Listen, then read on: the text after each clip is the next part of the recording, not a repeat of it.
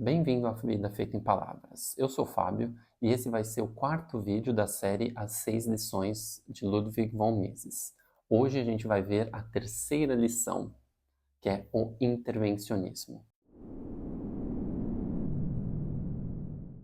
E ele já começa falando: o melhor governo é o que menos governa. Mas não porque ele é contra o governo, mas que ele acha que o governo tem uma função, que é proteger o funcionamento da livre sociedade. Então, se as coisas estão funcionando, o governo deveria ser imperceptível. E não é isso que acontece. Por isso que esse capítulo é dedicado ao intervencionismo, quando o governo intervém na livre economia e causando diversos impactos que você vai ver durante o capítulo. E ele até faz uma analogia engraçada com a gasolina. Ele fala, é um líquido que tem bastante serventia, mas eu não beberia. E a mesma coisa do governo, ele tem uma serventia, mas para algumas funções e não para outras. E aqui eu abro um parênteses para um livro chamado A Lei, do Frédéric Bastiat. Eu comentei um outro livro no vídeo passado, mas a lei ele fala dos direitos negativos e positivos. Então, os direitos negativos seria quando alguma coisa interrompe a ordem da sociedade, né, aí o governo deveria agir. Teve um roubo, teve um furto, teve alguma disputa sobre algum comércio, teve algum problema na sociedade, aí que o governo deveria agir. Por isso, o direito negativo. O governo age quando algo acontece, que é diferente dos direitos positivos, que seria assim, vamos providenciar moradia para todo mundo, vamos intervir na economia, vamos tabelar preço. Mais para frente ele vai usar um exemplo desse. E então é um livro que eu realmente recomendo, é muito esclarecedor nesse aspecto. E aí depois ele fala um pouco das empresas que são geridas pelo governo. Uma empresa privada, como funciona? Eu vou lá, abro uma empresa, começo a vender um produto. Se eu entro em déficit, ou seja, eu vendo menos do que eu gasto, uma hora eu vou entrar em falência e vou fechar e eu que vou arcar com as consequências das minhas ações. Quando o governo abre uma empresa, ele se financia através de impostos. Então, mesmo que ele esteja no negativo, todo mundo é obrigado a pagar imposto. Então, ele consegue fazer uma empresa que não dá lucro, ou seja, não atende a demanda do consumidor, funcionar porque todo mundo está pagando imposto. Mas o governo consegue sustentar essas empresas que operam no prejuízo porque ele arrecada o dinheiro através dos impostos, não necessariamente pelos produtos ou serviços que essa empresa vende. Só que isso não é sustentável. E aí o que acontece? O governo pode expandir a base monetária, ou seja, imprimir mais impostos, inflacionando a moeda.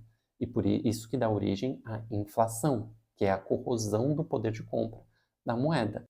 E a inflação será um tópico da próxima lição. Tem um livro muito legal que é o Livre para Escolher, do Milton Friedman, vou deixar também aqui na descrição, o que ele fala que esse é o mais perigoso dos impostos, que é um imposto disfarçado. Você vai perdendo o poder de compra, então se o seu salário cresce 5% ao ano, mas a inflação foi de 10%, na verdade seu salário está diminuindo ano após ano, disfarçadamente. Mas você tem a impressão, porque nominalmente, se você ganhava R$ 2.000, depois de 5 anos você está ganhando R$ 4.000, você acha que você está ganhando muito mais. Mas na verdade não, porque a inflação vai corroendo o poder de compra. E afinal, o que é o intervencionismo? É quando o governo não se limita somente à preservação da ordem e interfere ativamente na economia. E aí ele exemplifica bem aqui na página 85 o que é o intervencionismo. É quando o governo interfere nos preços, nos padrões salariais, nas taxas de juros e nos lucros. O governo quer interferir com a finalidade de obrigar os homens de negócio a conduzir suas atividades de maneira diversa da que escolheriam caso tivessem de obedecer apenas aos consumidores.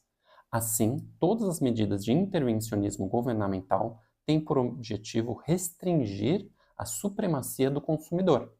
O governo quer arrogar a si mesmo o poder, ou pelo menos parte do poder, que na economia de mercado livre pertence aos consumidores. E aí ele dá o exemplo clássico do intervencionismo, que é o quê? Tabelamento de preços. E ele fala que isso se origina quando o governo começa a inflacionar a moeda, ou seja, o preço vai subindo. Acho que todo brasileiro está acostumado todo ano a pagar mais caro pelas coisas básicas de consumo. E aí todo mundo fala, o governo tem que fazer alguma coisa, os preços estão subindo. E ele dá 2 exemplos aqui no livro, mas eu quero falar né, aqui na página 86, do Império Romano de Diocleciano, de 244 a 311. Naquela época não tinha métodos modernos de impressão de dinheiro ou simplesmente mudar um balanço, né, no seu celular.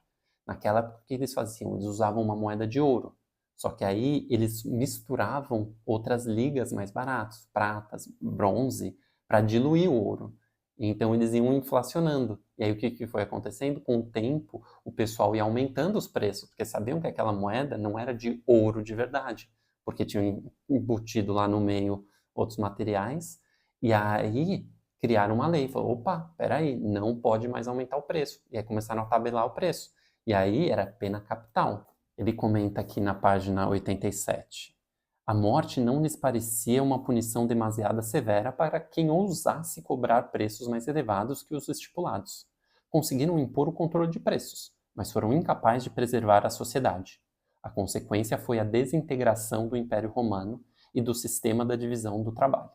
Então, a inflação e a intervenção estatal foi um dos fatores, não único, para a queda do Império Romano. E depois, na parte 3 do capítulo, ele fala por que os controles de preço falham. E tem um vídeo que mostra bem didático como que os controles de preços falham, que é o problema do rato. Eu vou deixar aqui na descrição. Sugiro você ir lá assistir, voltar, ou senão não vai interferir para a continuação desse vídeo. Mas ele explica aqui, por exemplo, você fala assim, a inflação começou a subir e o leite está muito caro. E aí vem o governo e fala assim, vamos tabelar o preço do leite. Mas o que acontece? Os produtores privados, né, como os preços de matéria-prima, os custos de contratação, tudo está subindo, eles não conseguem manter o preço sem subir também. É a ordem natural. Então, se fizer isso, eles vão olhar e falar assim, opa, precisamos achar uma alternativa, porque não vale a pena eu vender leite. E aí pode ser que eles começam a produzir queijo, derivados, iogurte, pode ser que eles vendam vacas e bois para os matadouros e comecem a fazer outras coisas. Então, isso no lado da oferta. Então, o incentivo é para eles pararem de produzir leite, porque não dá mais lucro, e produzam outras coisas. Mas no lado da demanda, o que acontece? Se tudo está subindo de preço e o leite permanece constante, as pessoas vão consumir mais do que consumiriam se o preço estivesse mais alto. Então, a oferta está diminuindo e a demanda está aumentando. E o que acontece toda vez que tabela um preço é você ter falta daquele produto. Eu até dei um exemplo no vídeo anterior, que é sobre o socialismo, né, sobre o álcool em gel em 2020. Quem não subiu o preço não tinha estoque e você não encontrava. Os postos de gasolina que não subiram o preço também ou tinham filas gigantes, e aí você esperava e pode ser que na sua vez terminasse. E aí, o que se faz? Não, então vamos ser inteligentes. Aqui o governo vai resolver seus problemas. Vamos fazer a mesma coisa, vamos tabelar não só o preço do leite, mas vamos então tabelar o preço da ração dos animais. E aí o que acontece? A mesma coisa. Os produtores de ração vão ver que não é mais sustentável, né, vender ração e vão procurar outras coisas. E aí isso chama por mais uma intervenção. Então, para os produtores de ração, vamos também tabelar o preço da matéria-prima deles. E aí você entra num ciclo vicioso. E esse ciclo vicioso leva ao socialismo. Você fala, só vou fazer um ajuste aqui. Aí depois no leite, aí depois na ração, aí depois nos produtores de grãos, aí nisso e aquilo. E aí você leva o governo a controlar tudo. Isso seria o socialismo. Por isso que quando o governo intervém, não funciona. Principalmente nesse exemplo que ele está dando aqui no tabelamento de preço. Depois ele comenta aqui da intervenção em tempos de guerra. Em geral, tempos de guerra exigem que a nação se una, né, para combater o inimigo. Isso dá ao governo o poder de intervir e ter menos resistência da população. E foi isso que aconteceu em toda a guerra. Todos os programas que a gente tem hoje em dia, por exemplo, o imposto de renda, surgiu em uma das guerras, eu não vou lembrar qual, como um imposto somente sobre na renda dos ricos para ajudar a financiar nesse período só temporário durante a guerra para a gente conseguir vencer a guerra.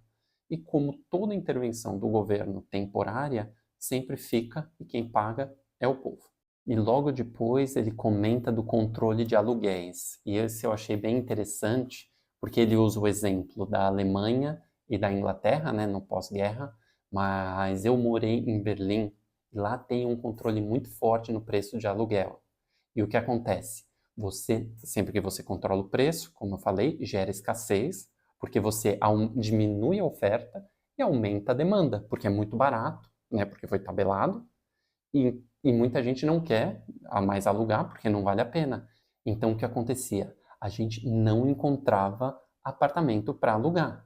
E teve uma vez que a gente foi visitar um apartamento e como que foi? Tinha uma pessoa na porta com umas folhas com as informações técnicas sobre aquele apartamento. Veio diversos casais, pessoas, famílias. Todo mundo entrou como se fosse uma manada, olhando todos os quartos e tudo mais. E quando ia embora, você deixava um número, né, se você ainda tivesse interessado. Mas imagina, 10 pessoas competindo por um apartamento. E era em geral assim. E aí o que acontecia? Muita gente colocava o apartamento para um aluguel temporário, então não era um contrato oficial de aluguel, mas era um contrato temporário, que aí você tinha flexibilidade de preço, e aí era muito mais caro, mas você encontrava.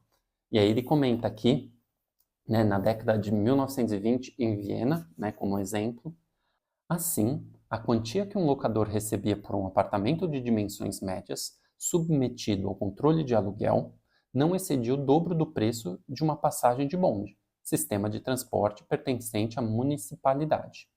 Pode-se imaginar que não se tinha incentivo algum para mudar de apartamento. E, por outro lado, não se construíam novas casas. Condições semelhantes prevaleceram nos Estados Unidos após a Segunda Guerra Mundial e perduram até hoje em muitas cidades americanas. E também em Berlim. É um exemplo que pelo menos eu vivenciei. E aí vira uma situação tragicômica, que está todo mundo reclamando porque não consegue achar apartamento para alugar, e aí falando, o governo tem que fazer alguma coisa. Mas espera, o que o governo fez foi o que resultou nessa situação. E aí eu falo de novo para você ver o vídeo que eu deixei aqui na descrição do problema do rato, porque ele mostra exatamente como isso acontece. Então ele fala que você não consegue uma terceira via, ou seja, o governo intervindo só em pequenos lugares, porque cada intervenção causa uma consequência que vai ser um problema que só pode ser resolvido com outra intervenção. E aí você vai entrando de novo no círculo vicioso. E aí a última intervenção que ele dá um exemplo aqui é do protecionismo. Aqui na página 99 ele fala assim: uma das questões que abordarei depois é do protecionismo. O governo procura isolar o mercado interno do mercado mundial. Introduz tarifas que elevam o preço interno da mercadoria acima do preço em que é cotado no mercado mundial, o que possibilita aos produtores nacionais a formação de cartéis.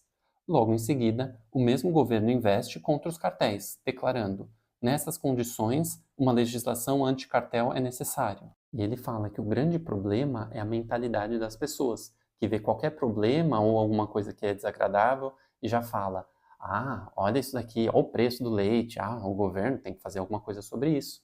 E esse que é o grande problema. Em vez de deixar as próprias pessoas resolverem os seus problemas, não, olha para o governo como se fosse uma entidade que vai resolver todos os seus problemas. E a gente sabe, historicamente, e no exemplo que a gente viu desde o ano 244, mas eu sei que é muito anterior a isso, sempre o governo tentando resolver um problema e criando outro, levando a sua derrocada. E ele conclui o capítulo falando aqui, na página 102. Haveria um remédio contra tudo isso? Eu diria que sim, há um remédio. E esse remédio é a força dos cidadãos. Cabe-lhes impedir a implantação de um regime tão autoritário que se arrogue uma sabedoria superior à do cidadão comum. Esta é a diferença fundamental entre a liberdade e a escravidão. Porque quando se pede a interferência do governo, inconscientemente você está falando, quem sabe o correto é o governo, não aquela pessoa que está na ponta, que trabalha com aquilo e que vai sofrer as consequências pela decisão errada. Quem sabe o preço do leite não é o produtor do leite, que se não vender, vai à falência. É o governo, que se tomar uma decisão errada, não sofre nenhuma consequência. E o próximo capítulo vai ser sobre a inflação, um tema muito importante, porque a inflação é usado como uma arma do governo para passar um imposto disfarçado. Passar imposto é impopular, mas se ele gera inflação e desenvolve a economia, aí é uma coisa boa. Na verdade, não. E você vai ver no próximo capítulo. Se você gostou, deixa um like, deixa um comentário, envia para uma pessoa que pode estar interessada no tema, me ajuda demais. Espero que você goste. Se não gostou também, deixa aqui embaixo o porquê. Eu vou estar fazendo melhor para melhorar. Até a próxima. Tchau, tchau.